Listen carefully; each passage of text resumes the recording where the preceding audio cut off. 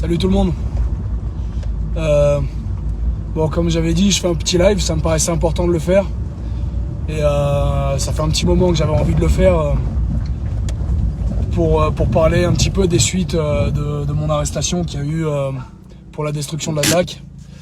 Et du coup, pour ça, je suis venu sur place, sur là où il y avait l'ancienne SDAC, pour vous montrer, ceux qui savent pas. Donc là, on est sur les lieux. Je vais vous montrer tout ça. Voilà, donc c'est là où il y avait le bâtiment, où il y avait le mouvement social du Café des Libertés et de la SDAC qui s'était installé, qui avait pris le bâtiment à l'adjoint au maire qui voulait faire un centre de vaccination et pharmacie à la place. Et nous, on voulait pas. Et en plus, c'était à l'époque de l'instauration du pass sanitaire. Donc voilà, on a pris ce bâtiment pour pouvoir proposer, plutôt qu'aller contester, de dire qu'on n'était pas d'accord avec tout ce qui nous empêchait de faire, cette espèce d'apartheid où on ne pouvait pas avoir accès au spectacle, au cinéma, où les enfants ne pouvaient pas avoir accès aux activités. Donc on a pris ce bâtiment pour pouvoir proposer quelque chose, pour pouvoir proposer une idée. Il y a pas mal de gens qui me demandent comment je fais avec tous ces procès, les gardes à vue, les auditions, tout ça, ce harcèlement des forces de l'ordre. Et en fait, je viens ici. Et j'essaye de me rappeler que c'est plus qu'un bâtiment, que c'est pas des attaques personnelles, que c'est pas personnel, qu'ils n'ont pas un souci contre moi, mais que c'est contre une idée qu'ils ont un souci.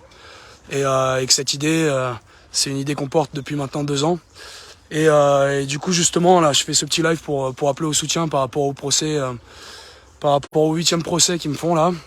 Cette fois-ci, c'est pour outrage à agent, le jour où ils m'ont, le matin où ils m'ont arrêté avant de détruire la SDAC. Et donc voilà, on a besoin d'un maximum de monde. Ce sera à Digne-les-Bains jeudi à 10h devant le tribunal de grande instance de Digne-les-Bains.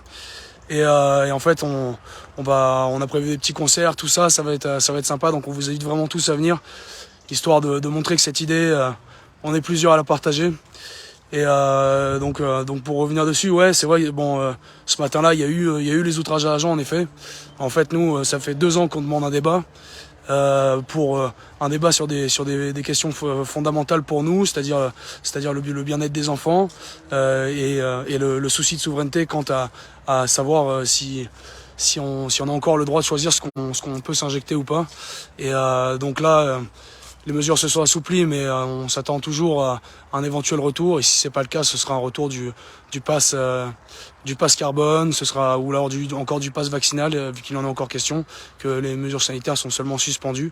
En fait, une des périodes les plus horribles qu'on ait eu à vivre peut se réappliquer tout d'un coup. Donc on continue à essayer de sensibiliser par rapport à ça. Donc voilà, on vous invite vraiment à venir. Pour ceux qui sont autour de Fort-Calquier, on va se faire un départ jeudi matin. On va partir à 8h du 15, donc du SDAC Social Club, qui est l'espèce de salon thé de la résistance qu'on a monté à Fort-Calquier, donc au 15 avenue du Général de Gaulle. Et on va se faire un départ en convoi à 8h, donc ceux qui sont autour, n'hésitez pas vraiment à venir, à nous rejoindre pour grossir les rangs. On en a besoin parce que tout ça c'est pas fini et ils continuent vraiment à harceler. Quand je disais qu'ils se battaient contre une idée, en fait ils nous ont pas seulement détruit le bâtiment, parce qu'en fait l'argument principal qu'a présenté l'adjoint au maire, donc le pharmacien du village qui voulait faire son centre de vaccination et pharmacie à la place, c'était qu'il voulait jouir de son bien pour pouvoir construire tout ça. Donc en fait ils ont détruit ce bâtiment il y a 7 mois.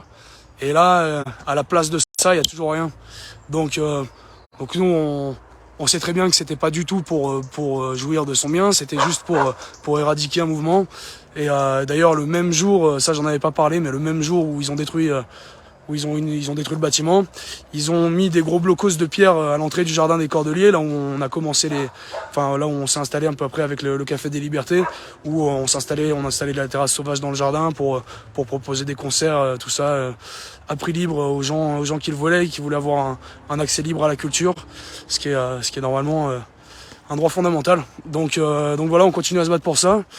Et on voit bien tous les rouages qu'il y a pour essayer de nous faire taire et de nous enfermer, tous les membres du Café des Libertés, particulièrement moi, parce que ils veulent taper sur le clou qui dépasse, mais bon, voilà, on tient bon et on essaie de se rappeler qu'on est comme un petit billet. Au final, on peut nous piétiner, on peut nous froisser, on peut tout ce qu'on veut, on aura toujours la même valeur à la fin. Et on essaye de garder le cap, ça va le faire. Donc voilà, n'hésitez pas à faire passer le message. On a vraiment besoin de soutien. Ce jeudi, là, 17 novembre, d'ailleurs, anniversaire des Gilets jaunes. Donc voilà, c'est à 10h du matin, devant le tribunal de grande instance de Digne-les-Bains. Allez, bisous à tous.